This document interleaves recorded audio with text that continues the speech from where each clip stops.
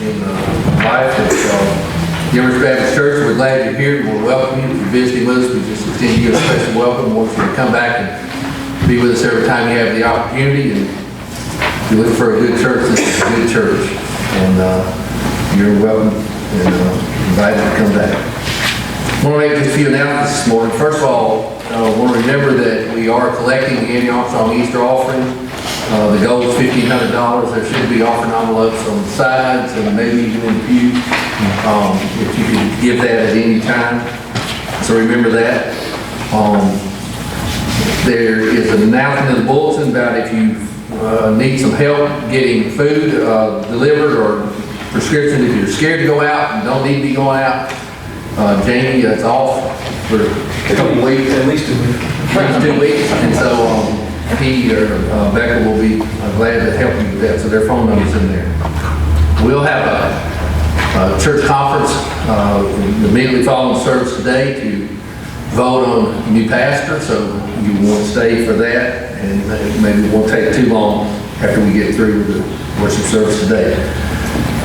Yesterday, well, a couple of days ago, the governor asked that all the churches in Georgia not have services for the next 2 Sundays, for the next 2 weeks. And some churches are having church today, some churches are not having services today. We're not going to have service tonight, and we will let you know about next Sunday by the middle of this week. Okay, so just want you to be aware of that.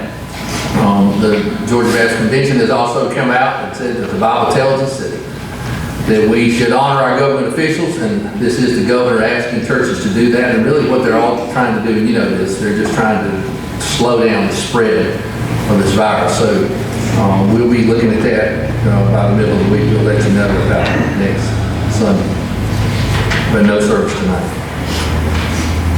Any other announcements that we need to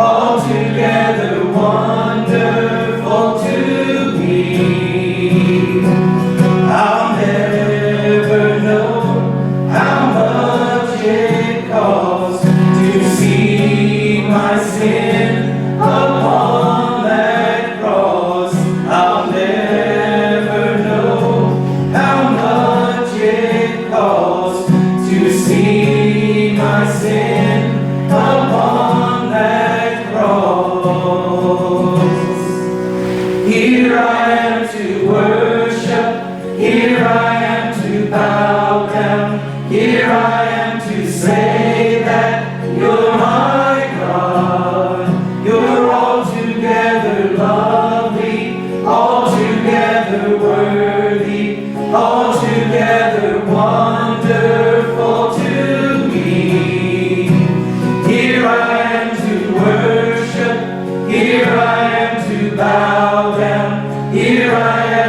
say that you're my God. You're altogether lovely, altogether worthy, altogether wonderful to me.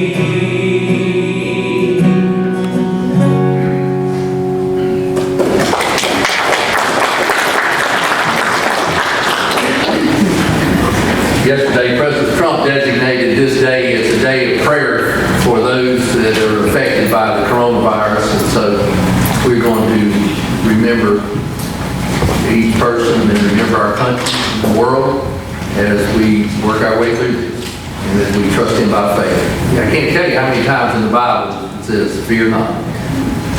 We don't have to be afraid. We want to be smart. We don't have to be afraid because God is always with us and He will take care of us. Let's bow together for prayer. God, we thank you so much, Lord. Even when the world gets in a panic, God, as children of God, we don't have to be in a panic. Because God, we can trust you and we have faith that you will see us through. God, we're so thankful, Lord. We don't have to look out into this world and just see nothing out there, God. We see you. We can see you all over the place. And God, we know you're at work. So we pray for these, Lord, that are affected by this virus today. We pray, Lord, that you would help them to recover. God, we also pray that you would eradicate the coronavirus, that it would never be able to come back. God, that you would just wipe it clean, that in the next few days we'll see such a movement of the Holy Spirit of God on this country that it will just go away. And God, all the media hype and all the things that are building this up, we may look back and say, well, that was good for us because it got us prepared. We may look back and say, well, it was nothing. But God, we're not listening to all that media hype. We're trusting you, and we're making a commitment today to walk by faith with you, one step at a time, one day at a time, 1 week at a time, through this whole thing. So God, just bless this church today as we are meeting. It's a very important time.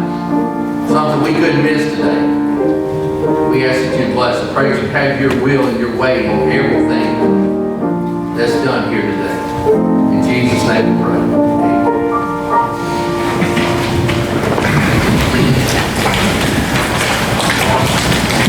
Take your hymnals, please. Turn over to 597. 597. We'll sing Take My Life and Let It Be Consecrated. 597. Let's take it. Take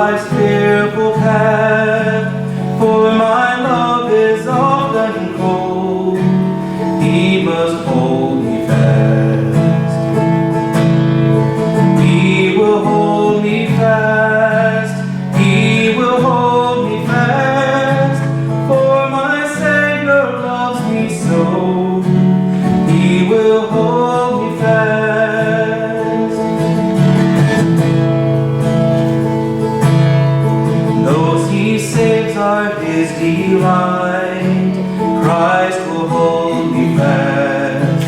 Precious in His holy sight, He will hold me fast. He'll not let my soul be lost. His promises shall last. Bought by Him at such a cost, He will hold me fast. He will hold me fast. He will hold me fast. For my Savior loves me so. He will hold me fast. For my life He bled and died. Christ will hold me fast. Justice has been satisfied. He will hold me fast.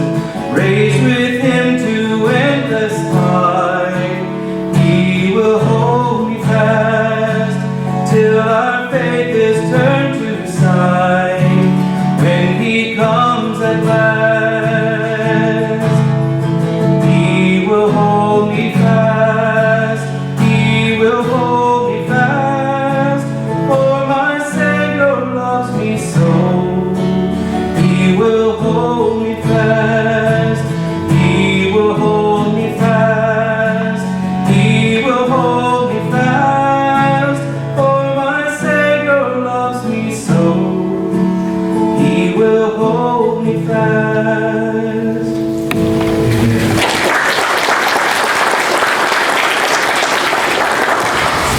Get your hymnals ready. We'll turn to page 605. 605. Let's stand.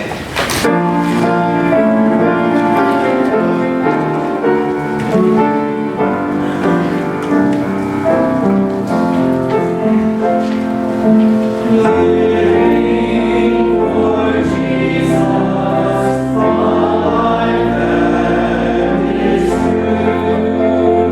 Striving to please Him in all that I do. He'll be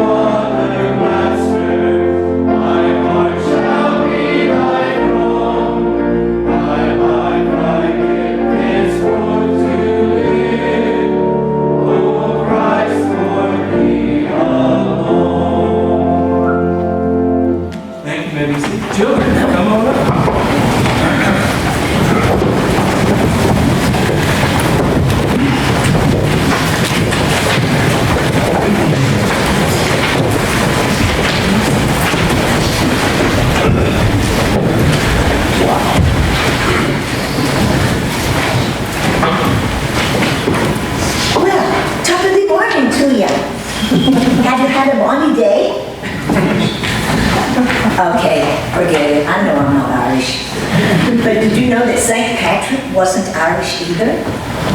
He was born in Britain. And March 17th, we celebrate as St. Patrick's Day.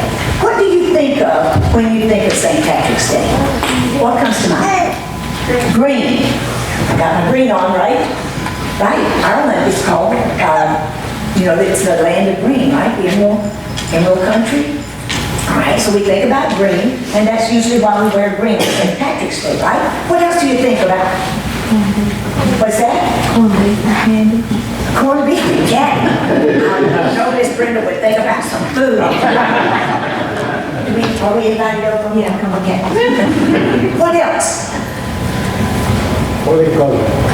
Four-leaf clover or three-leaf clover, right? Which is the shamrock. You ever heard of shamrock? No, you have? And it's a three-leaf clover, right? You know that St. Patrick used the shamrock as a way of teaching about the Trinity. Do you know what the Trinity is? The Father, the Son, and the Holy Ghost, right? So it's like 3 in 1. So that's the shamrock. There's something else that's associated with St. Patrick's Day. Guess what it is?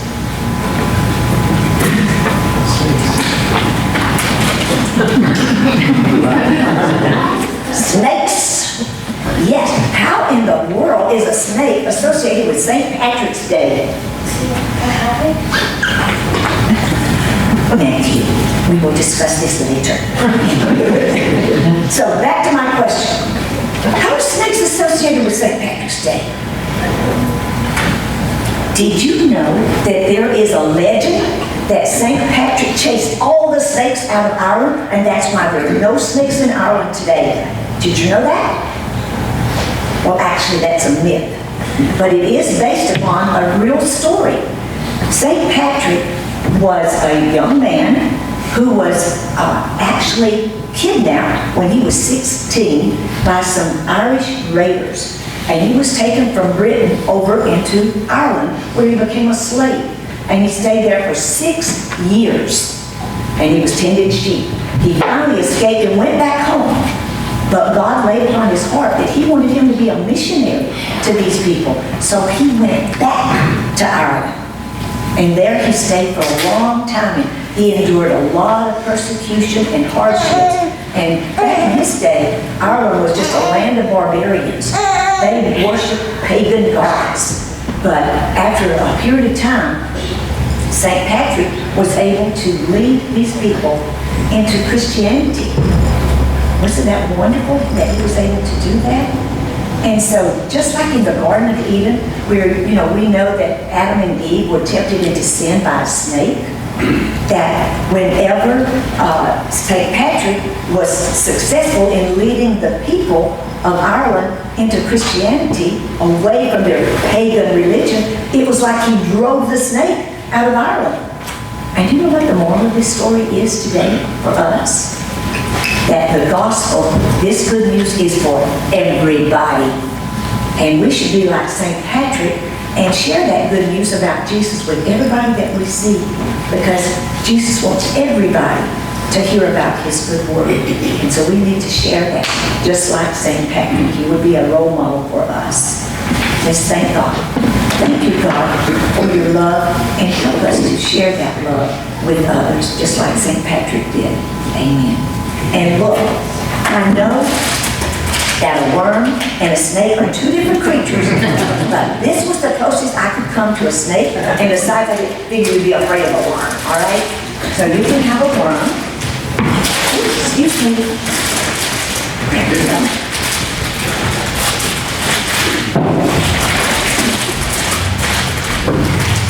And oh, wait. This is the day of treats and things. You also get a shamrock. Yeah. Did you have to have a shamrock?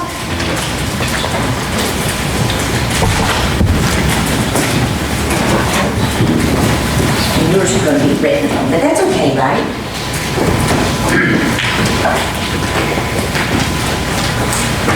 And guess what else?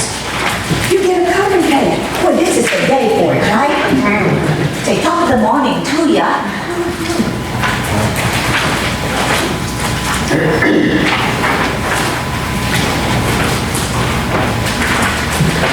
You all have a blessed day. Thank you.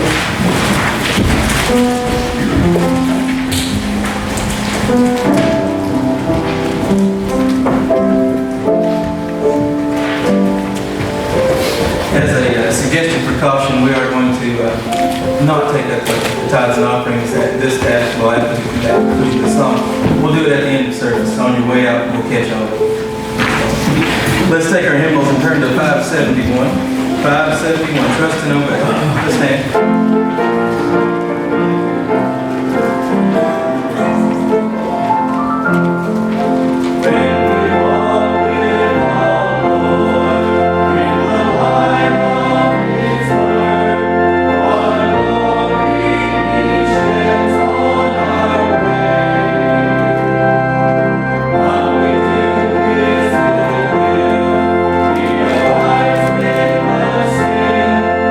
Recall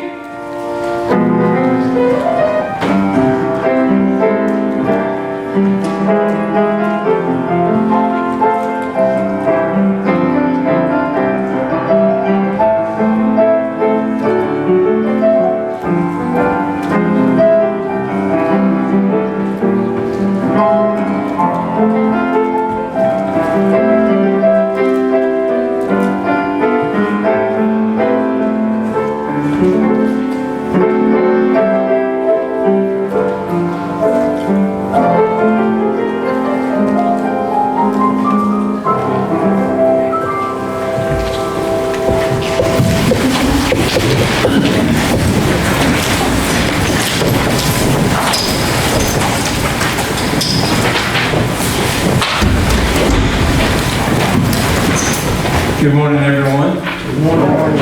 Thank you for that. Well, today is an exciting day in the history of our church.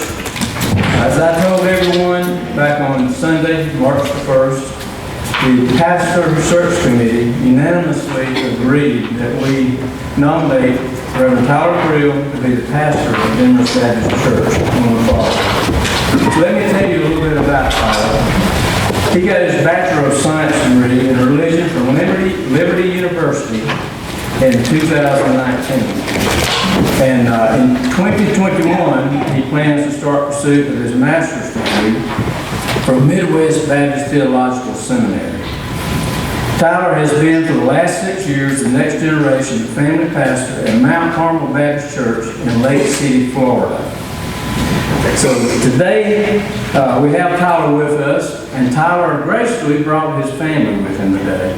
His wife Megan, seated right behind him, his son Camden, who is 7 years of age, Riley, his daughter, who is 5 years of age, and Wyatt. I don't know where Wyatt is. I can't believe we can't hear him somewhere. But Wyatt is 3 years of age, and he is the rambunctious one according to Tyler. And then we have also his daughter Harper, who is 7 months of age. So after Tyler's sermon today, we're going to take a vote on electing Tyler as the next pastor of Demorest Baptist Church. So no one leave after the invitation is given today, okay? Unless you're a visitor and you want to leave at that standpoint. So it is my honor and my privilege to present to you Tyler Creel to bring God's message to us today. Tyler, if you would come forward.